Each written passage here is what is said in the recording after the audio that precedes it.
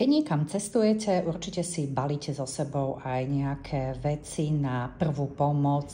Tak čo by asi malo v takej cestovnej lekárničke určite byť?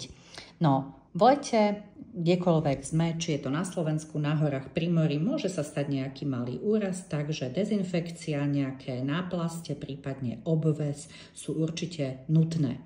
Samozrejme, v lete často ochutnávame rôzne veci, grillujeme. Je dobré mať niečo na žalúdok, na upokojenie a nejaké probiotika cestovné. Nie v tekutej forme, lepšie je to samozrejme v kapsulkách, hlavne keď letíte lietadlom. Aj dezinfekcia mala by byť v malom balení, lebo vlastne kvôli lietaniu. Keď idete autom, tak samozrejme môžete mať aj väčšie balenie.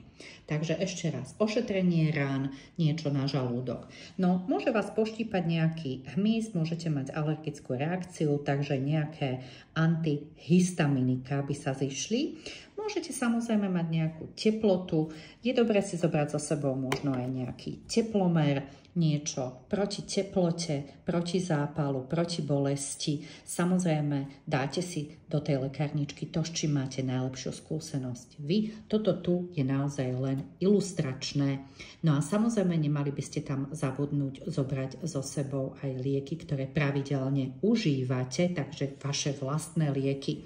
Ešte si môžete dokúpiť aj kvapky do uší, ktoré sa volajú burou proti bolesti a zápalu, hlavne keď sa chystáte niekam kúpať.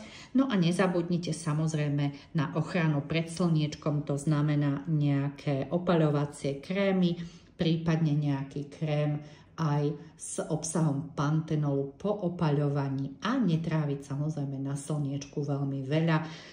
Toto je taká základná lekárnička a tu ešte by som pridala čierne uhlie určite. Takže toto taká cestovná lekárnička, samozrejme líši sa od tej domácej lekárničky, netreba brať toho strašidelne veľa, ale toto je taký základ.